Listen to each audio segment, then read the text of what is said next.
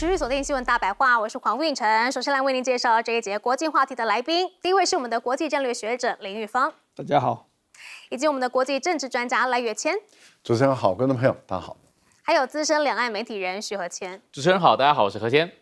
好，日本最近真的是多事之秋啊，在昨天的青森呢发生了规模7.6的强震，哇，我们来看到画面啊，真的是非常的可怕。日本青森的东方外海8日深夜11点15分的时候发生了7.6的强震，那么38上北地区观测到震度是6强哦。北海道呢与东北沿岸也都发布了海啸警报，那么居民呢也去回顾这个紧急地震速报响起的时候，是立刻出现了自下而上强烈的推挤感。好，洋货一波接着一波，随着轰隆隆的地鸣声，整栋房屋是嘎吱作响，墙上的时钟也掉下来了。那四处呢都传出物品衰落的声音，而且呢，这也是日本政府首次发布后发地震注意报。那么东大学者就警告了，说呢，未来啊2到3天内恐怕会有一个超巨大的地震。不过这个时候啊，日本人竟然去嘲讽哦，说呢，祈祷这个富士山爆发。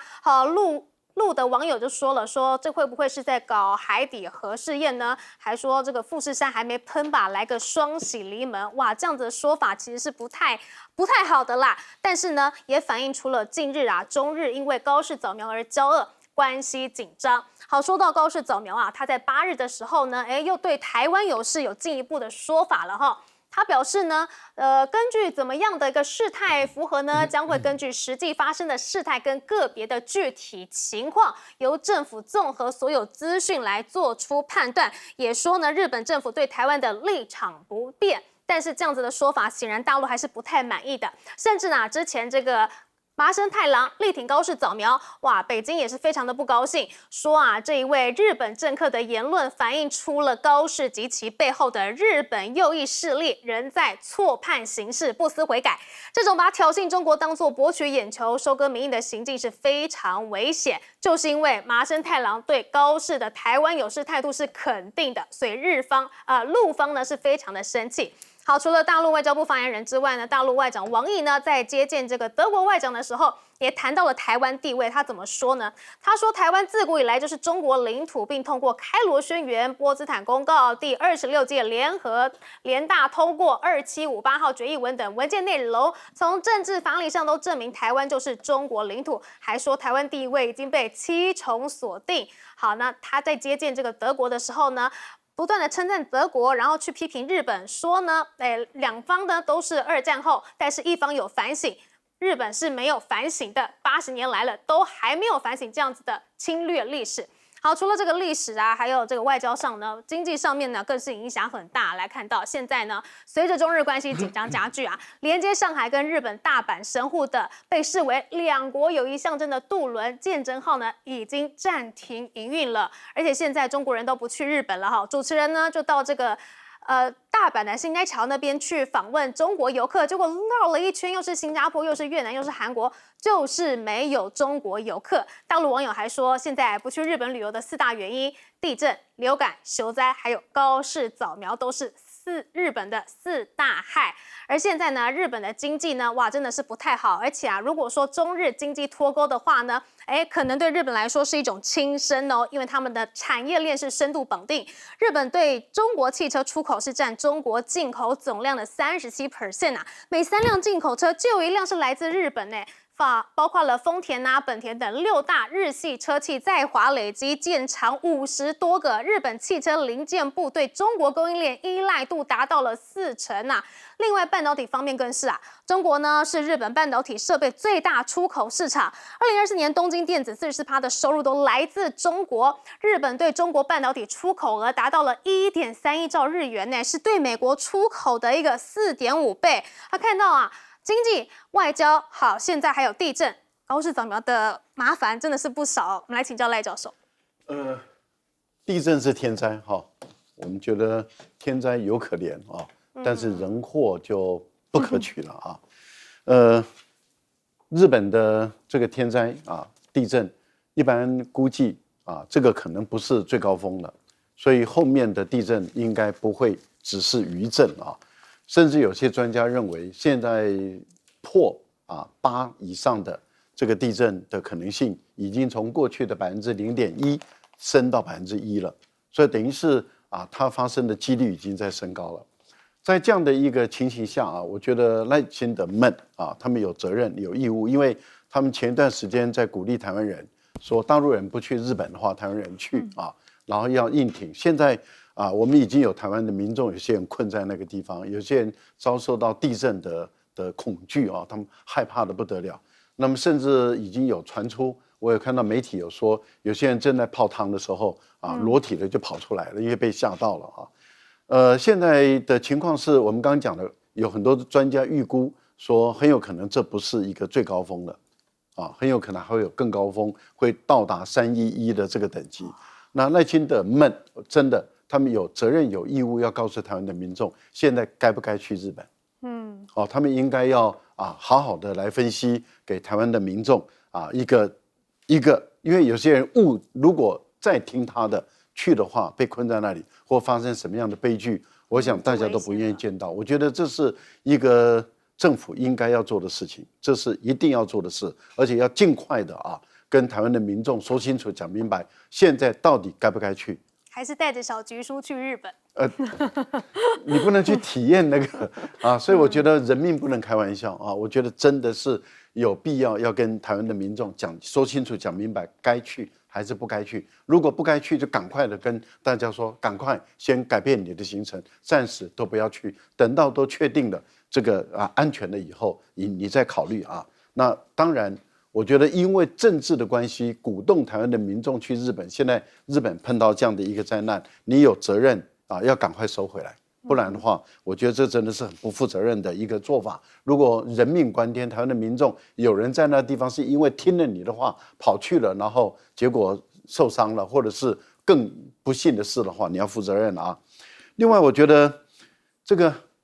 德国的外长为什么这次中国大陆对德国的外长要特别来谈台湾的问题，而且谈到这个9重的问题，也就是说，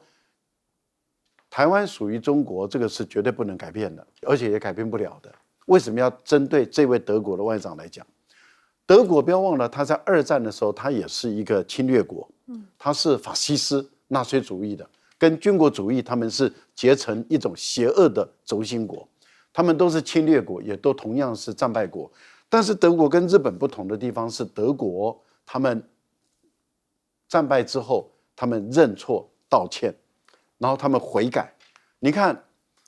就在几天前，德国的总统，我觉得他是有意的做法。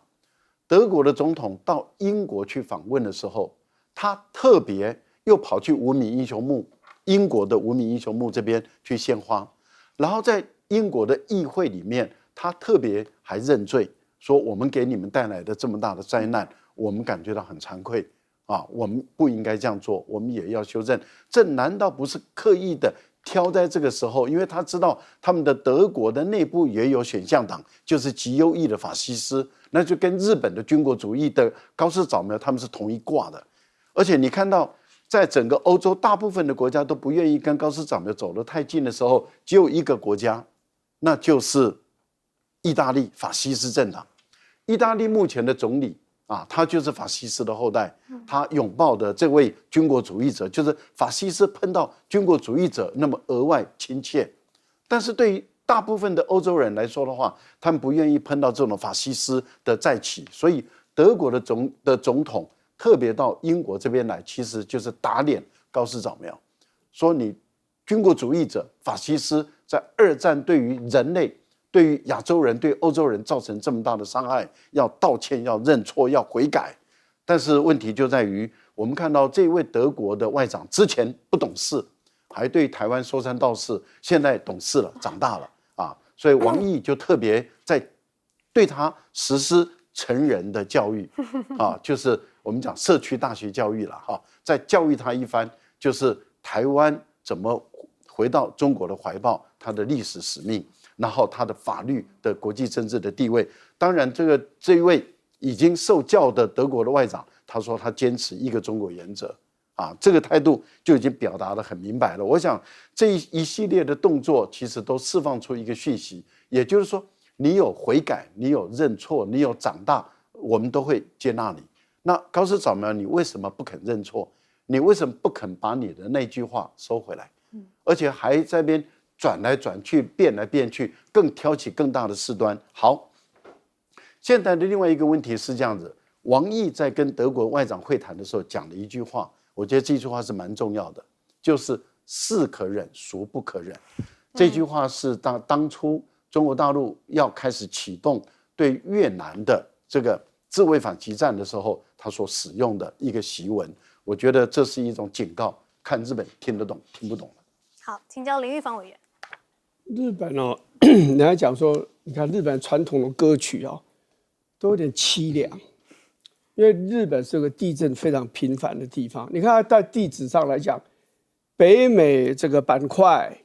这个还有这个欧亚板块、太平洋板块，然后加上菲律宾板块，4个板块交汇的地方刚好就是日本。所以他们这板块中间这种碰撞、挤压，就在日本造成这个大地震。比较有人，譬如说关东大地震，关东大地震我查那个数字，在1923年，死亡跟失踪的人就超过14万人，然后受伤的也是超过10万人。关西大地震是1995年的，死亡6434，受伤了4000多人。在我们现在讲这个福岛核灾，大家都想到是。好像核灾就是一个这个海啸，这海啸是地震引起的，那个地震叫做东日本大地震，死亡人数超过1万人，失踪的人数1200多个人，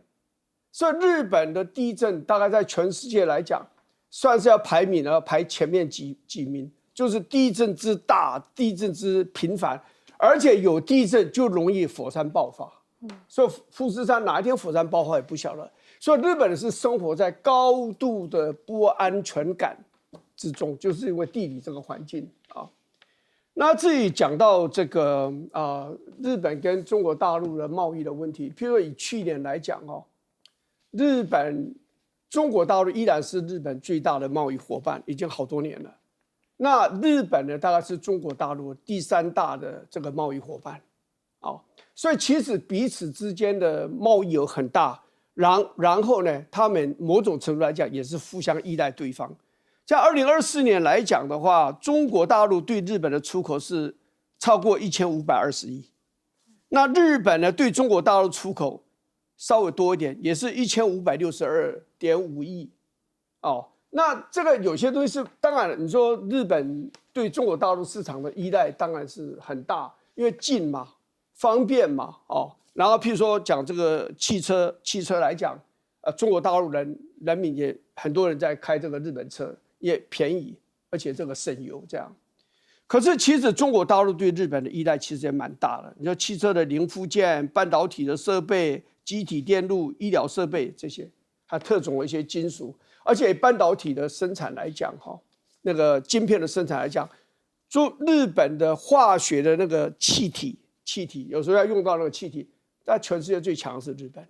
所以中国大陆跟日本的关系再怎么样的演变，在某种程度来讲，因为经贸上彼此需要，所以那个恶化的程度，我是认为到了一个阶段以后，大概会停顿。然后，但是要恢复那个伤痕的这种恢复，是真的需要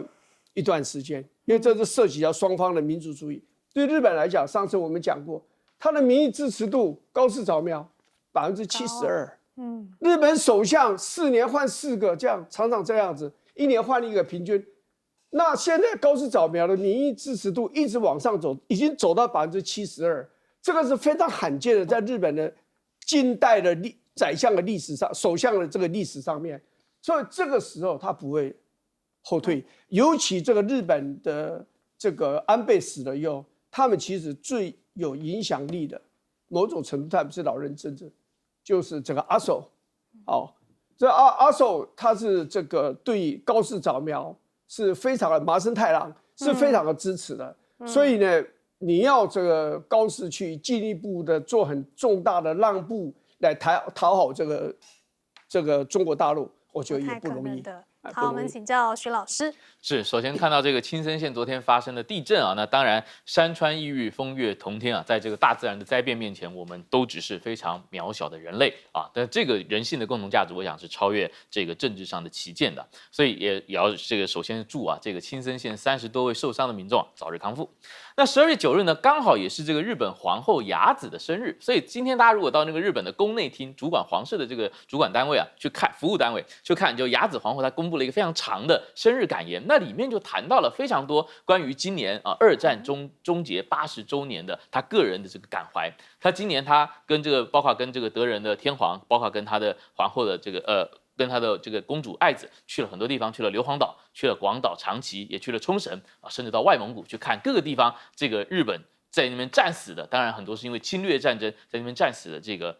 日军的阵亡者。同时他也说，他这个要向各地阵亡的人，包括日本在内，以及包括其他国家受到日本侵略的时候战死的人呢，表达衷心的哀悼。那大家都知道啊，说日本这个皇室在战后其实日本皇室走向虚君制之后啊，它其实是不能干政的。但是在一些重大的时刻跟节点，他还是会通过一些个人化的表态来反映他当下的思考跟这个感情。所以雅子皇后啊，雅子皇后今天这个发表这么长的这个谈了很多具体的持守有这个和平记忆，必须要守护和平，必须说这个战争的记忆现在逐渐淡漠了，令人忧心。他说了很多的这个话，是不是有在去点中日关系的这个意味？我想他没有明说，但是也值得大家去思考跟这个解读。那再看到王毅啊，他借着这个会见德国外长的机会，去谈了这个所谓台湾定位的这个7重的锁定啊，其实还有第8重啊，其实也很重要，特别应该说最为重要，其实也发生在刚好12月9日的今天。那1941年的12月9日啊，就说当时的中国的国家元首，也就是国民政府的主席林森，其实就跟随了英美盟国对日本正式发出了这个宣战的这个公告。那中国当时对日本发出了这个宣战公告，就强调说，从1941年的12月9日起，所有关于中日之间的一切条约、协定、合同，自此作废，特此布告国际。那这当然其中最重要的就是1895年的马关条约。所以可以说，从1895年开始，当时的中国政府，也就是中华民国的国民政府，就已经不再承认1895年马关条约以后的这个国际法理的成果还继续有效。那我们也就可以说，从那个时候起啊，这其实中华民国就已经把收回台澎正式的当成可追求的作战的目标。因为其实从1937年抗战全面爆发以来，一直到1941年这段时间，大家争执的焦点其实是怎么样去恢复东北，怎么样从恢复从918以来啊被日本占据，然后后来成立了这个伪满洲国的东北。但是那个时候其实没有去处理到台澎的问题，因为当时到1941年12月9号之前，我们没有去否认这个马关条约，但是1941年的12月9日，我们通过这个宣战布告，对日本正式宣战，就把废除马关条约当成这个战争的目标啊。那所以这个其实是台湾后来这个地位啊，这个在1945年光复之后的一系列非常重要的一个转折点。那所以说，在前一阵子大家就是讲说，那如果中国大陆不承认旧金山合约，那是不是马关条约继续有效呢？那从这个史实来看，我们就可以说，马关条约其实对台湾是没有效力的，因为我们的政府在1941年就已经不去承认它了。那这个德国外长这次去啊也很有意思，他原本10月多就应该去了，但是呢，因为他在8、9月的时候在日本访问的时候讲了一大堆对中国大陆很不客气、很犀利的话，所以大陆也给他一个冷钉子碰啊。在上一次对他安排的时候呢，安排的就不是很到位，只安排他见了他的对口王毅，没有安排任何其他的人。所以他这次好不容易去，王毅也说了一句有意思的话，就是大白话，他说虽然这个一波三折啊，但是这个早来晚来不是问题，重要的是来是为了合作而来，而不是要为了吵架而来。那后面我们待会还会一节再去谈到中德或中欧之间的这个半导体合作，那我们待会再跟大家报告。好，我们刚刚提到了这个日本跟中国方面呢，不只是经济啊、外交，现在军事的冲突也是越来越明显了。尤其呢是前几天的时候啊，哇，日本的 F-15呢被这个辽宁号的舰载机雷达锁定了，结果呢，中方呢就说呢，关于日本自卫队的战斗机这件事情呢，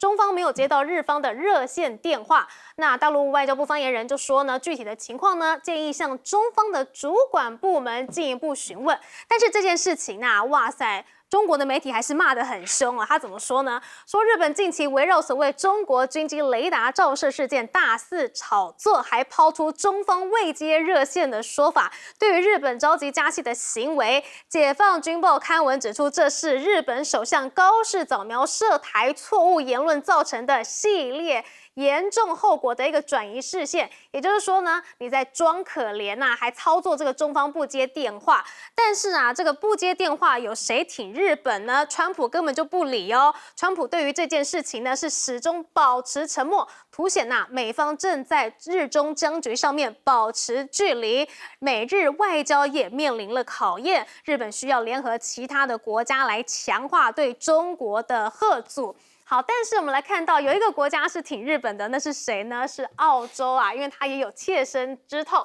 那澳洲怎么说呢？说中国战机靠近投掷照明弹，好，对飞机跟机组人员构成风险。这件事情呢是发生在10月19号，那个时候澳军的 P8A 在南海巡逻，结果就遭到了解放军来发射照明弹。那去年5月的时候呢，澳洲的海鹰直升机在黄海的时候，也一样是被解放军的歼十投掷了照明弹，所以这件事情呢，它是非常的挺日本的。但是我们来看到日本自卫队最近在冲绳的活动也是相当的多哈。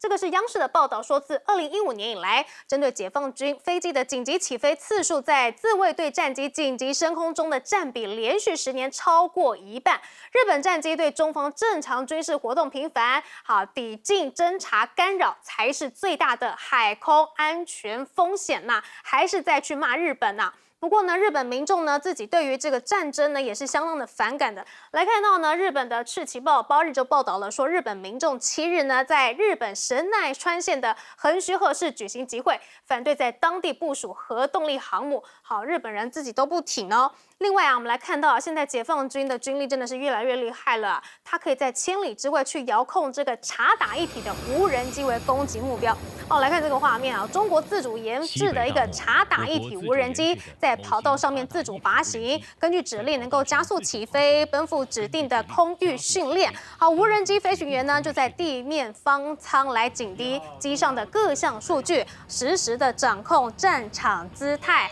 好，不仅这个中国跟日本的关系紧张啊，我们来看到在黄岩岛的部分啊，哇，美军的驱逐舰也现身在那里了，跟中国的052D 还有054A 军舰是近距离接触哈。这个是军事媒体的报道，说菲律宾海岸防卫队上周执行一个空中巡逻时，就目击一艘美国海军驱逐舰与多艘的中国军舰就在黄岩岛附近的海域来近距离运作。好，那么美军的第7舰队随后证实了，说这一艘美舰呢就是波克级的飞弹驱逐舰。好，现在呢这个菲律宾啊，这个陆军呢也是相当多的这个大陆的陆军大军呢也都传到那边了。好，现在我们来看到菲律宾6日证实呢，在南海南沙群岛周边的海域监测的时候，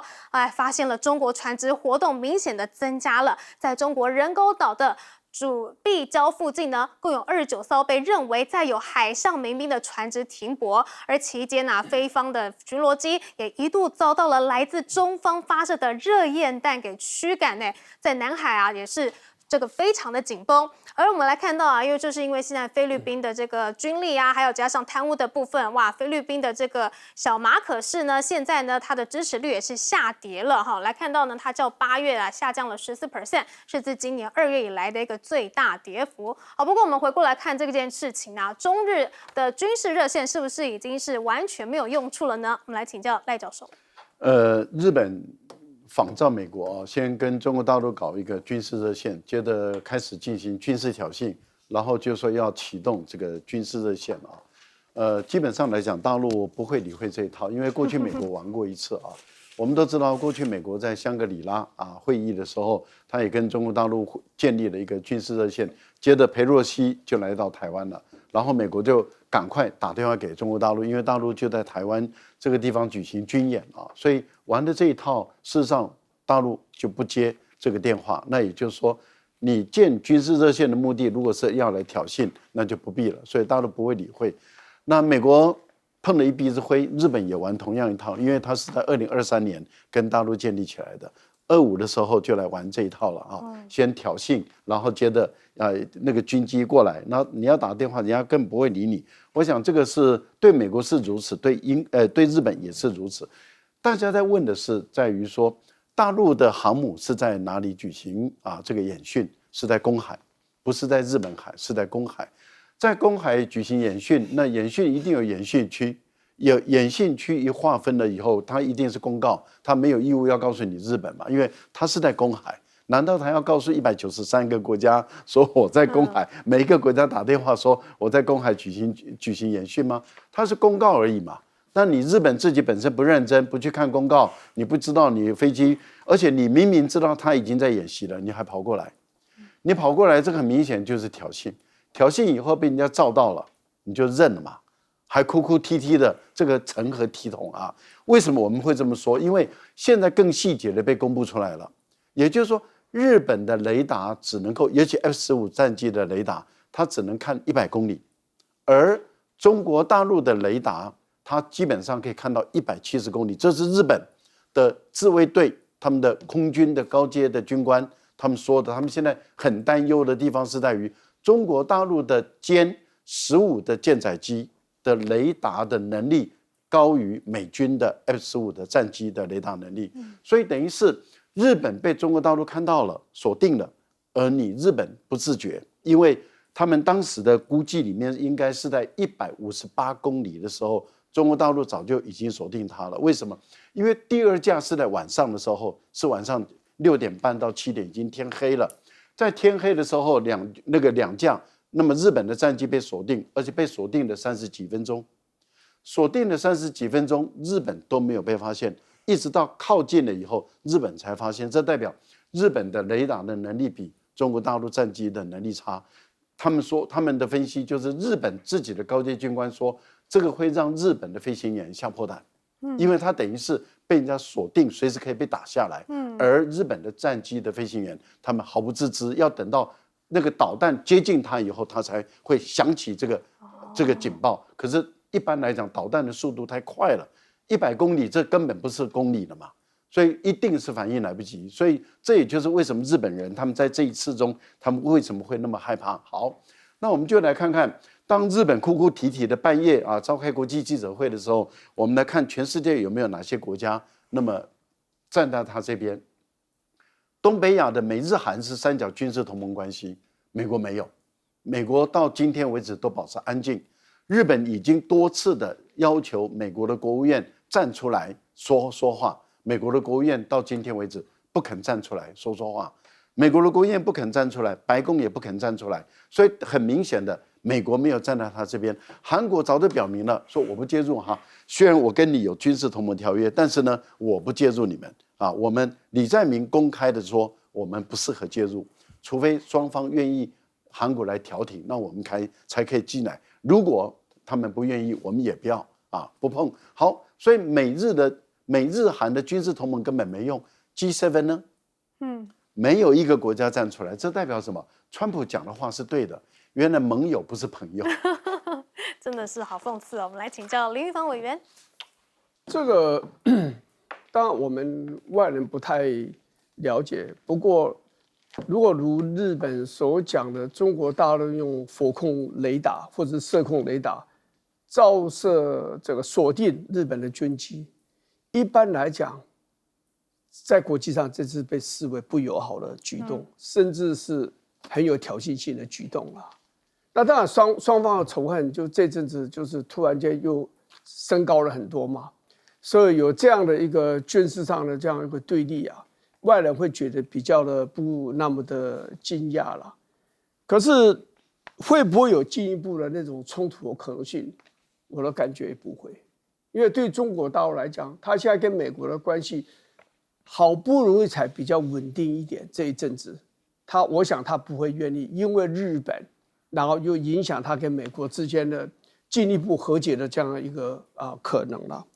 不过的确我说过几次，就是说，在南海未来发生问题的比例在这个西太平洋这一块会高过其他的区域，因为南海这个有足够的空间让这个对立的各方的飞机跟军舰多架次、多艘的在那个地方出现对峙的状况。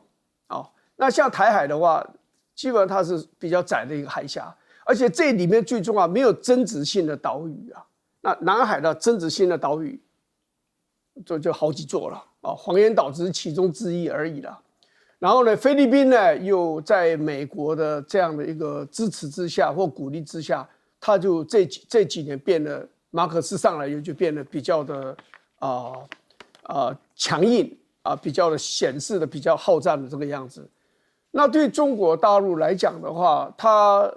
对菲律宾这样一个国家，他不可能低头的。他主要是放过了越南，专心来对付菲律宾。最重要的原因，他也不想在同一个区域里面面对太多的对手。其实越南这一阵子天杀造岛，那个速度不会比中国大陆慢。他这样子再搞下去的话，他可能再过一阵子，他天杀造出来的那岛，小的变大了，没有了就出现了，可能总面积都超过中国大陆。可是中国大陆决定说他放掉越南，因为越南的手段也比较灵活所以呢，他也不会去跟中国大陆做一些比较挑衅性的这样一个动作。那菲律宾就不太一样，尤其马可斯这个时候，他国内出现了比如说反贪腐的问题反对他声浪往上走的时候，他一定在南海这个问题上，他非常的强硬的表态，他才能够移转菲律宾人民他们不满的情绪。不要看里面，看到外面来吧。所以未来来讲，南海是一个比较可能爆发冲突的地方。然后呢，比较可能应该是美国跟菲律宾之间，尤其是双方没有海上跟空中遭遇以后，那个游戏的规则没有定出来。美国也是跟中国大陆是2001年以后，4月1号撞击以后才出来的。美国跟日本之间，中国大陆跟日本之间也没有海上空中遭遇，大家要有什么样的一个游戏的规则没有定出来。只要没有定规则的，未来都有可能会产生摩擦。至于会不会变成战争，那就不一定了。好，徐老师。是这个从中日这个热线事件，我就想到这个夏立言刚刚卸任的国民党副主席也是我们过去的陆委会主委，他说过的一个故事。他说这个其实，在马政府时代，陆委会跟大陆的国台办之间也是有这个所谓的热线的。那他说这个热线，但是只用了3次，其中有2次呢是拿起来说 “Hello， 你好，热线建立了”，还有一次说“520到了，我们要卸任了”。唯一真正有一次用到处理问题的是沟通这个 M530的这个航线的问题。但是大家也就可以看到说，这个所谓的热线第一个就是说关系比较可控或基本比较向好的时候呢，这热线是可以接得通的。第二是热线通常是处理这个两国之间或两造之间这个意图不明，但是有擦枪走火危险的时候，才赶紧把这个热线接来说，问一下现在到底什么情况？你这个意图是干什么？你是要升高吗？还是说这单纯是个意外？如果单纯是个意外，我们各自报告老板，然后让这个事情平息下去。这是热线的用意在意图不明的时候澄清意图。但是这一次其实很有意思，当然第一个中日关系现在很不好，第二个呢，大家意图甚明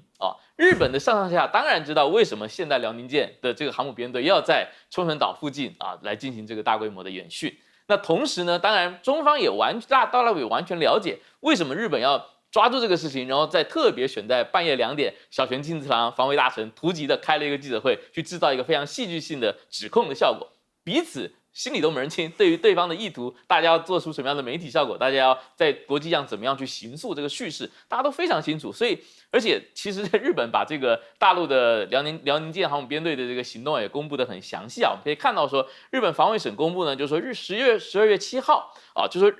在辽宁舰通过这个宫古岛、宫古海峡之后呢，它很罕见的，它不是进到西太平洋或是往南绕回这个大陆，而是往北走。已经在12月7号，日本就公布说，辽宁舰航母编队呢到达了这个喜界岛就是日本这个鹿儿岛县的一个附属的离岛，喜界岛东方大概190公里处的这个海域上，那有可能继续接近这个九州岛的这个东南外海。那这个行动其实大家就引起大陆的各界，特别是网民很多的关注。那当然，防卫省也还公布他们观测到12月6号、10月7号，就上礼拜六、上礼拜天，那2天呢，这个辽宁号都进行了50架次左右的这个战斗机、舰载战斗机跟直升机的升降的训练，这其实是一个比较中高强度的训练了。那大陆也有很多评论说，这一次在一个国际风云紧急的情况下，然后日本全部在盯着，那当然也可以想见美国也在盯着。那这是一次很好的在高压态势下进行的练兵的机会啊，包括在这个辽宁舰进行这个舰载机的起降当中，对于你的这个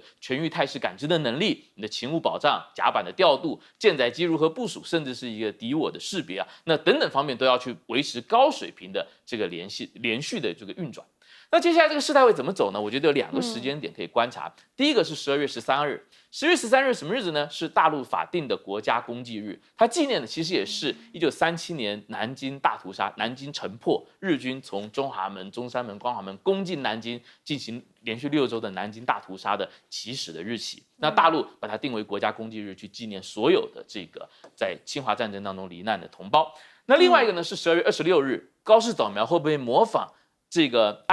已故的安倍在2013年去参拜靖国神社的行为？那我想这2个日期是我们下一个可以观察的重要的节点。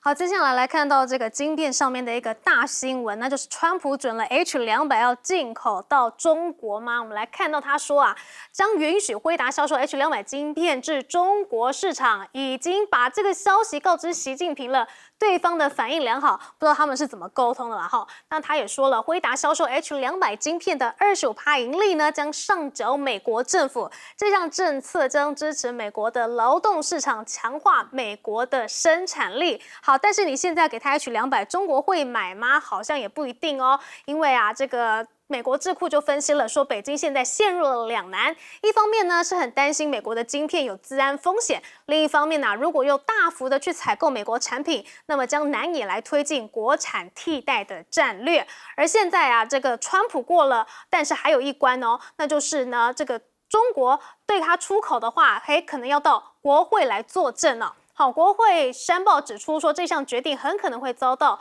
对中鹰派的反对，包括了共和党的内部人士，他们都主张不应该向北京出售性能更强的晶片，认为这项技术呢正在提升中国的 AI 战力，尤其的是在与美国的竞争中来占上风。其实，在参议院的听证会就已经有4名的这个晶片的专家都偷偷持反对的意见了。好，但是呢，黄仁勋就说了，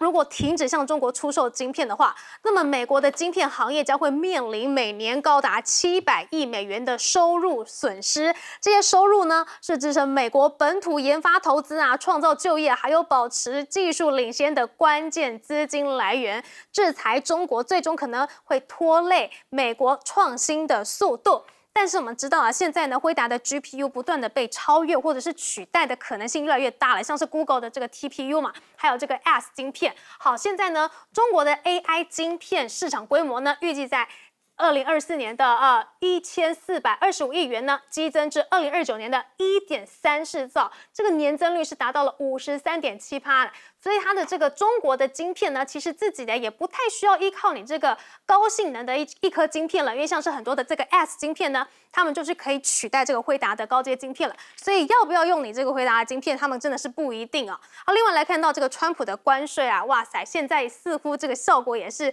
渐渐的被发现，好像没有这么好用了哦。我们来看到中国总理李强在北京出席1+10对话的时候就说了，今年有3个热门词语，分别是关税、绿色以及 AI。那么今年关税影响全球经济，各国维护自由贸易的呼声呢，也越来越强烈了。好，那现在啊，中国的贸易顺差呢也首破了1兆美元，而且它非常的积极在布局非美市场。你美国要收关税，那我就不进口到你那啊。像是啊，现在呢，对欧洲啊、澳洲啊，还有东南亚的出口都大幅攀升了。相较之下，对美国的出口呢，则是年减近30%。但是川普还是只会用关税这一招。来看到他是怎么对墨西哥的。他威胁墨西哥，如果不释放更多的水资源的话，那他将对来自墨西哥的进口商品再加征5%的关税。川普设定最后期限，要墨西哥在12月31日前呢，释出20万英亩公尺的水。他还说呢，要处理印度稻米倾销入美国的问题，也暗示啊可能会盯上从加拿大进口的化肥。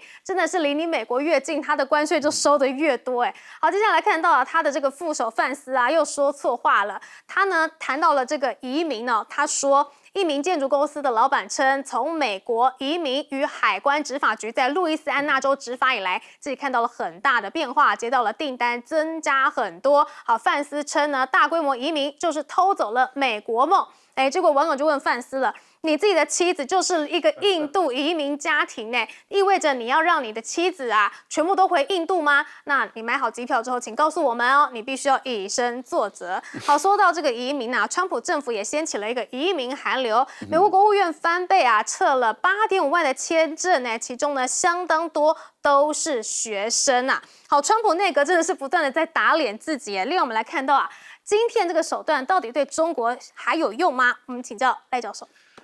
晶片当然它有它的功能啊，因为 H20的这种阳春版的啊，那中国大陆当然是不要啊。那比 H20提升10倍的啊 ，H200比 H100提升1倍的啊，到2倍的这个 H200，对大陆来讲，我觉得还是会有兴趣。但是问题就在于，大陆已经定有一个非常明确的一个政策啊，就是国营企业不可以用这个进口的晶片，因为它的数据会外流啊。另外就是有接受政府补贴的也不可以啊，因为为什么？因为美国的法律规定，他们的所有的这些数位的产品都必须要有后门啊，让美国的情报人员可以进去里面来看啊，去看他所要的所有的资料啊。那当然，这个黄仁勋一直强调说他们的晶片没有后门，可是法律写在那里啊，除非黄仁勋他本身违反了美国的法令啊，除非了。那我们不知道了啊，但至少美国的法令就写在那里啊。那因此，大陆的国家的国营的，它基本上是不可以。可是问题是在于说，大陆目前来讲也在发展这个 AI 自己的晶片，那到底该不该进口？我倒认为是该进口，但是不是全面性的进口，因为你部分的一个进口会有鲶鱼的效果，也就是说会让大陆的这个自己的晶片啊，晶片商他们本身要更快速的提升，来超越这个 H200啊，有一个竞争的关系。对，有个竞争的关系，甚至超越 Blackwell 这种更先进的一个晶片。但是 H200这个晶片也有好处，为什么？因为它会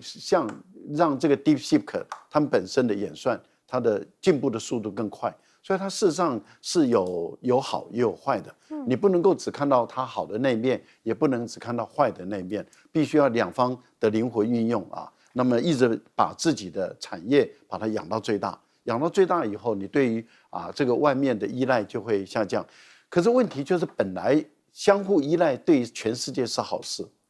就是我依赖你，你依赖我，这个是好事情，因为大家相互依赖以后，那么越来越和平，越来越安定，越来越稳定。但是如果说有一方破坏了，像美国的采用这种禁止、限制或者是关税等，那你破坏以后，你就使我们原来的这种相互依赖的这种平衡就破坏掉了。那你就逼的当我摆脱依赖以后，你就惨了。如果你依赖我，而我不依赖你的时候，那这个发动者本身就要倒霉了。美国就是这样的一个发动者嘛，因为他发动了破坏了本来相互依赖。所以当中国大陆如果未来它的半导体、它的晶片，如果按照这些专家他们所预估的5年内，大陆几乎都会突破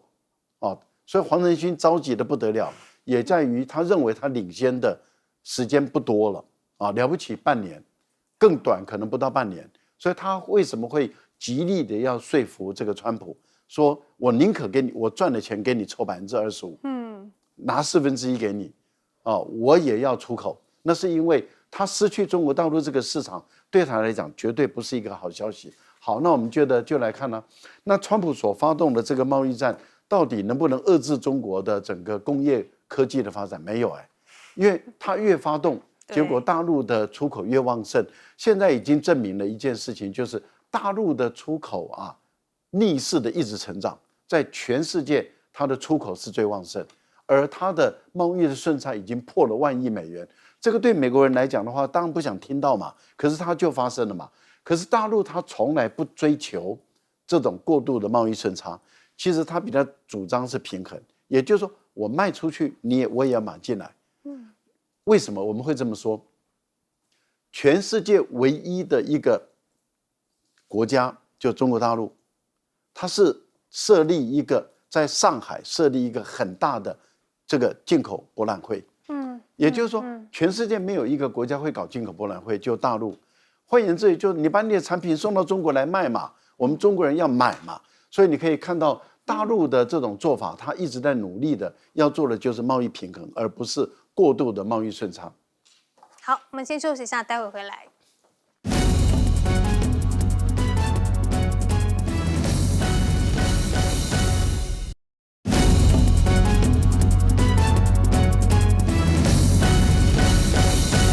川普放行 H200晶片，那么大陆会买吗？我们来请教林玉芳委员。先这样讲，这个其实黄仁勋在前一阵已经说出来了，说这个川普政府有答应他能够买比较高阶的晶片给中国大陆，所以也正因为如此，参议院的民主党跟共和党立法委员参议员各有一位提出一个法案。在参议院里面获得很强的这样一个回响，就是要求商务部在30个月之内不能够对中国大陆还有俄国出售所谓的高阶晶片。所以你现在川普现在宣布说我要卖 H200可能还加上这个超微的 M1308要卖给中国大陆。他参议院到时候如果他通过了这个决议案，新的晶片的决议案然后众院也支持，然后请问你这个川普政府到时候怎么做这个决定？对不对？那你要把它给否决掉吗？对不对？这里面支持的参议员有很多都是共和党的参议员，所以川普的看法是到目前为止是跟国会议员的多数的看法是有一点冲突的，所以这个问题要怎么解决，值得我们去看啊。不过，川普跟这些美国的一些参议员、众议员，还有一些战略学家不太一样的地方，就是说，前者常常是从安全的观点来看，说我卖好的东西给你中国大陆用在军事上，我们怎么办？可是川普认为美国的经济最重要，对，他认为我卖东西给中国大陆赚了很多的钱，这些钱可以帮助美国的经济，所以显然双方现在有一点不太一样的看法，怎么解决是令人好奇了。好，我们先休息一下，待会回来。